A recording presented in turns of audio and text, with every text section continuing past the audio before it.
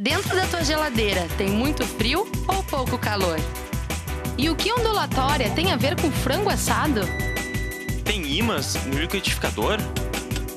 Por que deslizar no gelo é mais fácil que rolar no asfalto? E afinal, que relação tem entre o espelho e o escuro? Complicou? Simplifísica. Olá! Tecnologia, educação e sustentabilidade. Estes são os temas da palestra apresentada pelos professores Rafael Pezzi e Rualdo Menegatti. No programa de hoje, o professor Rafael Pezzi fala sobre a necessidade e os desafios de se desenvolver uma educação tecnológica. Todos os meses, o Instituto de Física da URGS realiza, na Livraria FENAC, palestras que visam aproximar a física do nosso cotidiano. Os melhores momentos destes encontros você acompanha aqui, no programa Simplifísica. Então vamos começar falando de tecnologia. Tecnologia vem do grego tekne, que significa habilidade, arte, ofício. E logia vem também do grego logos, que significa palavra. E logia quer dizer o estudo de. Então tecnologia é o estudo da arte, do ofício, de coisas que a gente faz para resolver problemas práticos que nós temos. Então, tecnologia é realmente a nossa capacidade de falar sobre o que a gente consegue, as ferramentas que a gente usa, as nossas habilidades. Então, a gente usa a nossa capacidade de comunicação para passar adiante essas habilidades, essas soluções ou métodos que a gente usa. Vou para um pouco de história. Pensando desde quando que se usa ferramentas, desde quando que se usam métodos, assim, de maneira intencional. Indo para um pouco de história, os animais já usam ferramentas há muito tempo. Há milhares de anos os animais usam ferramentas. Tem os golfinhos, por exemplo, eles usam conchas para cavar areia e buscar peixes e animais enterrados. Eles também usam esponjas para proteger o bico, para não, na hora de revirar o fundo do mar, não machucar o seu bico, para se proteger. Então, isso já são uso de ferramentas, isso já se faz há bastante tempo. Os macacos usam galhos, folhas, desde para se coçar, como para se proteger da chuva, fazem ninhos. Então, isso eles estão fazendo deliberadamente, pegando alguma coisa, modificando elas, e usando. E como é que isso se passa? A gente, tendo a capacidade de falar sobre a tecnologia, sobre a técnica, sobre as habilidades, a gente pode passar para novas gerações as habilidades que a gente adquiriu. Então, aí que entra a questão da educação. A educação é o processo, então, formal, que a gente escolhe deliberadamente passar conhecimentos para próximas gerações. De maneira geral, a gente pode dizer que a educação tem o objetivo de construir, junto às novas gerações, os elementos culturais, científicos, históricos, técnicos e sociais para sustentar a humanidade e suas culturas. Então, aqui eu estou dizendo sustentar, já vem a palavra sustentabilidade, mas eu gostaria também de falar de continuidade ou continuação, porque não é sustentar de uma maneira rígida, assim, de vai sempre ser mantido a mesma coisa, mas lembrar que é um processo evolutivo, é um processo de transformação. Então, aqui a sustentação significa também a continuidade das culturas e das tradições que tem na Terra, das pessoas. Então, esse é o processo civilizatório que a gente faz, que a gente usa a educação como mecanismo de tornar pessoas cidadãs e manter a civilização funcionando. Esse é um processo dinâmico, então a cultura está se transformando, ela evolui, e mais do que tudo, é um processo participativo. A gente participa desse processo cultural. A cultura chega, a gente nasce no meio de uma cultura, mas ela se transforma com a nossa presença. A gente não está separado da cultura que a gente está vivendo. Então, é um processo participativo. Então, essas são algumas coisas chaves nesse processo. Então, que essa continuidade, essa sustentação, dá para dizer continuidade, não, talvez continuação, porque continuidade também pode dizer que é uma coisa suave, né? A continuação ela pode ser com altos e baixos, coisas abruptas que acontecem na sociedade, né? Isso acontece. Então, de repente, mais correto seria dizer a continuação das culturas conforme elas estão se moldando nesse processo, né, de participação, interação com outras culturas, com outras visões, né? Então, elas devem se dar na natureza e com a natureza. A natureza faz parte desse processo, não é separado a cultura de um lado, a natureza do outro.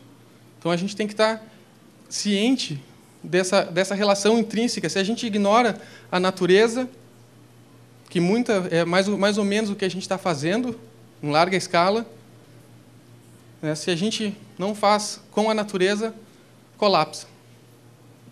Isso já tem vários exemplos históricos. Na Ilha de Páscoa, por exemplo, tiveram várias sociedades civilizações ao longo do mundo que não levaram em conta alguns aspectos naturais, ignoraram isso e deu problema.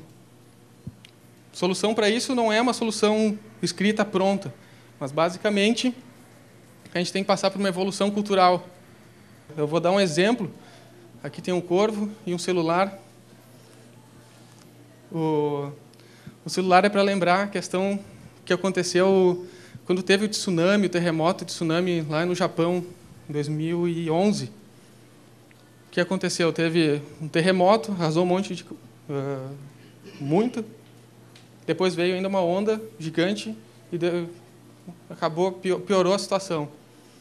Daí o que aconteceu? Nisso se quebrou as torres de celular. As pessoas precisavam se comunicar. Todo mundo tinha um celular no bolso, com bateria, funcionando. Todos os celulares mandam mensagens, recebem mensagens. Eles têm rádio de comunicação, eles recebem, mandam e voltam. Só que por um detalhezinho ali dentro da ferramenta, eles não podiam comunicar entre si e eles não podiam nem saber se o vizinho estava, se tinha alguém embaixo dos escombros, talvez com um celular ali embaixo. Por um detalhe bem singelo. Talvez só um bit que se mude naquele celular ali, não precisa nem ser em hardware, pode ser só em software. Isso permitiria que as pessoas conseguissem se comunicar no raio de alcance do celular, que ele chega a alguns quilômetros, né, ele está se comunicando. Então, isso aqui é um exemplo de uma ferramenta que pode se adaptar para resolver problemas contemporâneos. Então, isso aqui é só para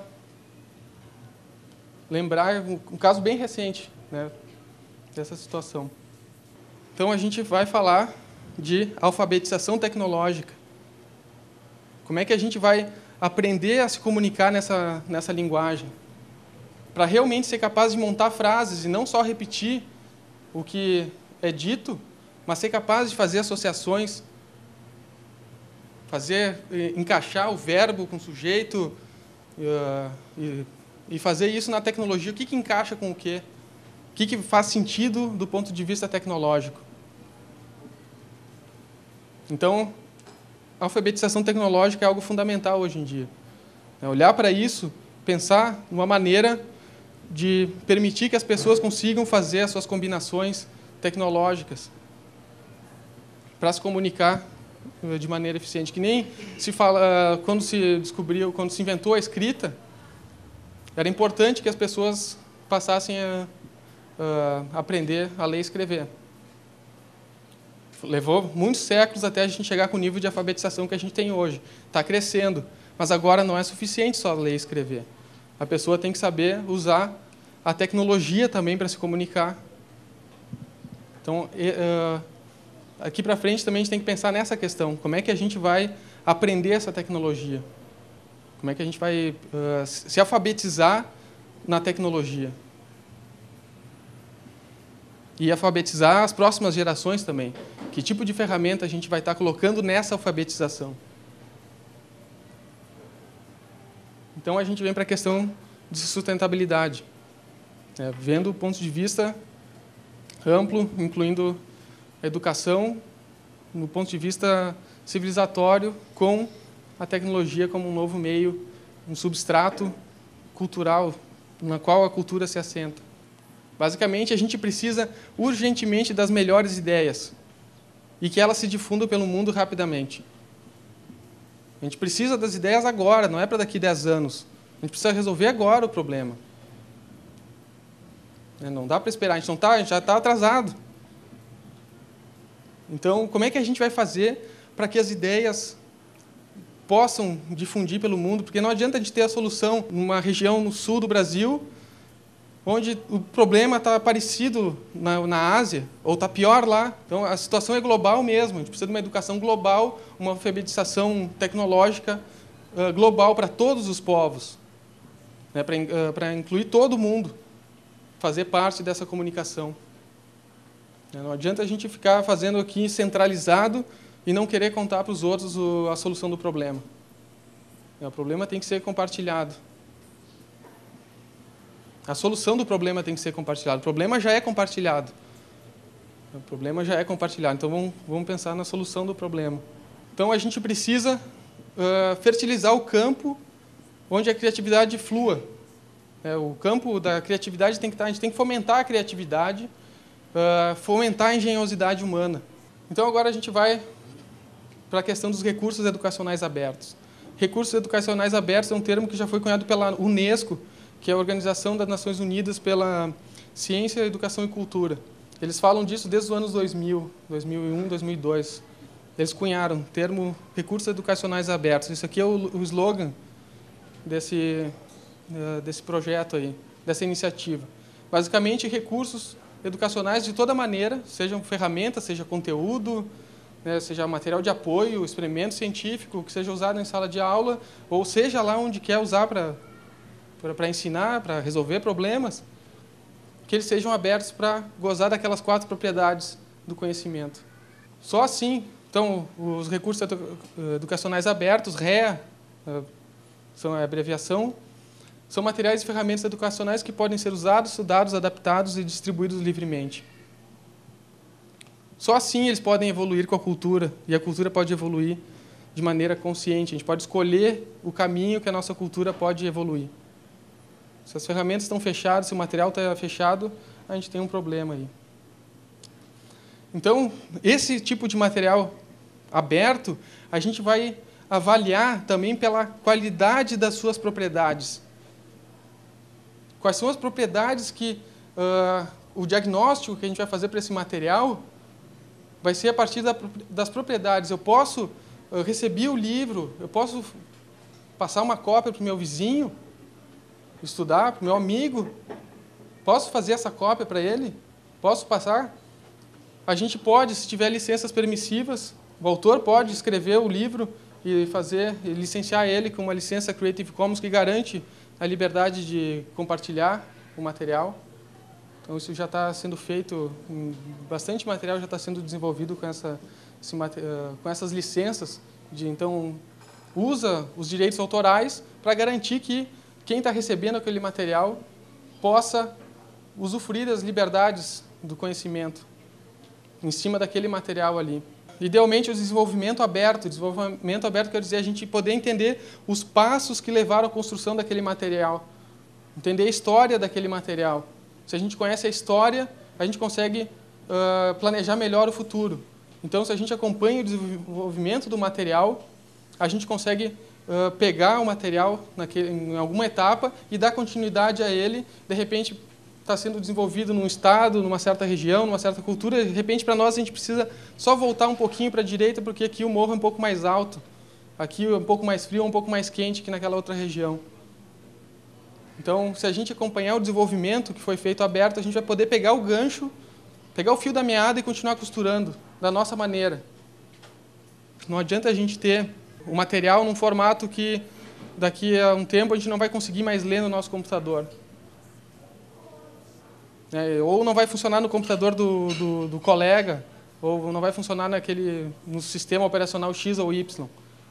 Então, mudou um X no final do arquivo, agora tem que comprar tudo de novo, novos programas. Formatos abertos não tem esse problema, a gente garante compatibilidade e compartilhamento do arquivo, do formato do vídeo, seja lá o que for. Então, o formato aberto é algo fundamental para a gente apoiar o recurso educacional. Então, a metodologia essa é focada na evolução e compartilhamento do conhecimento. É simplesmente resgatar aquilo que já existe, já como possibilidade inicial. Então, aqui a gente entra na questão das tecnologias livres, tecnologias que possam ser usadas, estudadas, modificadas e distribuídas. É uma nova ética na educação. É uma ética, a gente está pensando na ética do material que está chegando à mão do estudante, do aluno. O aluno vai poder modificar a ferramenta, aquilo ali vai ser útil para ele, ou aquilo ali vai ser usado por um semestre, um ano, e depois ele vai ter que pegar uma ferramenta completamente diferente, incompatível, que ele não pode dar continuidade, que ele não pode se aprofundar, ou nem vale a pena se aprofundar, porque vai ser outra daqui a um tempo. Isso vai nos dar liberdade para inventar coletivamente, democraticamente e conscientemente novos modos de existência. A nova maneira de operar, de viver na cidade, de viver em sociedade. A gente vai poder adaptar as ferramentas e realmente fazer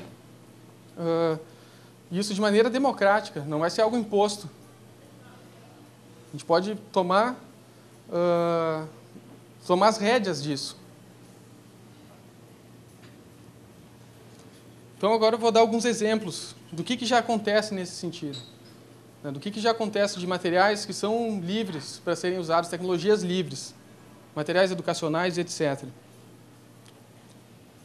Bom, esse renascimento das tecnologias livres se deu na década de 80, com o sistema operacional GNU Linux, que começou pelo movimento GNU, de programadores que simplesmente falaram: eu não vou não compartilhar o código que eu escrevo para controlar a máquina. Eu vou dar uma ordem para a máquina e eu quero compartilhar o código, porque eu quero poder simplesmente contar, poder usar o logos para ajudar a pessoa, ou seja lá o que for, compartilhar o que a gente sabe. Então, teve pessoas que simplesmente olharam para não compartilhar o que a gente sabe dessa maneira é um absurdo. Eles simplesmente viram isso nessa situação, programavam bem e falaram: não, tudo que eu programar, eu vou fazer isso aberto e vou convidar mais pessoas para compartilharem as instruções que a gente dá para as máquinas. Basicamente isso, as máquinas gastam mais energia que nós e a gente vai compartilhar as instruções que a gente dá para elas. A gente vai deixar as pessoas estudarem essas ordens. Então, daí surgiu também o sistema operacional Linux, que está rodando em muitos celulares, caixas eletrônicos. Todo mundo usa o Linux, todo mundo usa a internet, 90% dos servidores de internet usam Linux. Então, esse já é o sistema mais difundido, pode não ser o que vocês estão usando no computador de vocês, mas quem já usou a internet, quem já usou um celular, está usando um sistema operacional livre de alguma maneira. Outro exemplo é a Wikipédia, também um esforço colaborativo, pessoas construindo junto conhecimento, artigos, já tem na Wikipédia em português, tem 738 mil artigos. Na inglesa já tem mais de 2 milhões de artigos. Nós temos 1.500 editores regulares na Wikipedia do Brasil. E agora, pensando um pouquinho mais amplo da questão, como é que isso tem a ver com o que a gente está vivendo hoje? Pensando, então, em democracia, ciência e tecnologia. O que tem a ver tecnologia com democracia? Democracia é o governo do povo. Algo que pode ser chocante. Código é lei. O código que roda no computador das pessoas é a lei. Digamos, o que está rodando no Facebook, o que está programado nos servidores do Facebook para servir não sei quantos bilhões de pessoas que acessam aquilo ali, é o que vai limitar, é o que vai definir a forma de interação entre as pessoas. Porque se está na interface que as pessoas estão usando, elas vão usar. Se não está na interface, não está aquela possibilidade, elas não vão fazer. E a gente entra num ponto que, digamos, o alcance deles, do Facebook ou do Google, eles podem fazer modificações nesse código, afetar a vida de pessoas em todos os países do mundo, sem precisar passar por nenhum tipo de consulta pública. Nenhum governo tem tanto poder de poder mudar da noite para o dia a vida de todo mundo. O Google tem, o Facebook também. Eles podem mudar, eles mudam, tiram uma interface, colocam lá uma funcionalidade, mudam a lista, a ordem das respostas que dá uma busca no Google, afeta o mundo todo. Então, eles têm a capacidade de controlar a interface que as pessoas interagem. Então, esse é um ponto fundamental. O que está programado nas máquinas é o que as máquinas vão fazer. Essa é a lei delas. A gente tem que entender essas leis. A gente tem que poder conversar sobre essas leis, poder decidir essas leis. Aí a gente entra na questão de democracia. A democracia agora informacional, ela está totalmente relacionada a como é que as máquinas estão programadas e não a nossa habilidade de entender e modificar o que está programado nas máquinas. Então a gente entra em questões de transparência tecnológica, transparência científica. O que a gente está fazendo, o que a gente pode saber.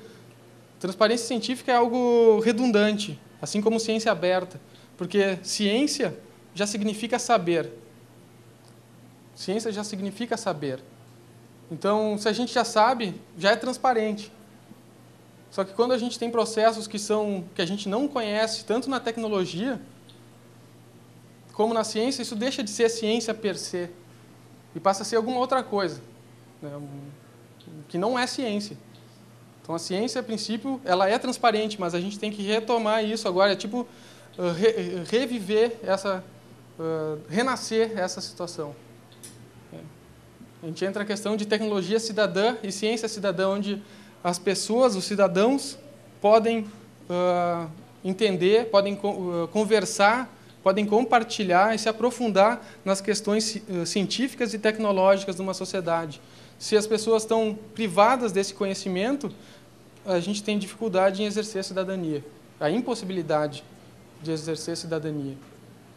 É se entender parte do processo civilizatório, se ver parte da civilização, numa civilização tecnológica. Tecnologia participativa e ciência participativa. Então, nós participamos do processo de desenvolvimento tecnológico e desenvolvimento científico. Nós fazemos parte disso. Então, participar do desenvolvimento tecnológico, do desenvolvimento científico, a gente tem que reconhecer que nós fazemos parte disso. A cultura, nós fazemos parte da cultura. A gente tem a capacidade de alterar ela, modificar. Então, a participação é fundamental nessa relação. Então, a gente entra na questão de democracia informacional, que eu já usei esse termo. Aqui está escrito financiamento participativo, crowdfunding, que é as pessoas participando do financiamento científico e desenvolvimento tecnológico. As pessoas podem escolher, tanto por doação, isso que tem acontecido agora, doações para fazer desenvolvimento científico ou tecnológico. As pessoas escolhem, eu dou R$10 para esse projeto acontecer, e se juntam milhões de reais, milhões de dólares estão acontecendo nos Estados Unidos, na Europa. Simplesmente R$10, isso é uma coisa importante para existir, eu dou R$10 para isso aí, dou R$50, isso aí vale a pena, as pessoas veem que vale a pena. Então, está acontecendo dessa maneira, realmente, voluntariamente, está acontecendo isso. Você assistiu a palestra Tecnologia, Educação e Sustentabilidade, do professor Rafael Pezzi. Muito obrigado pela companhia e até a próxima!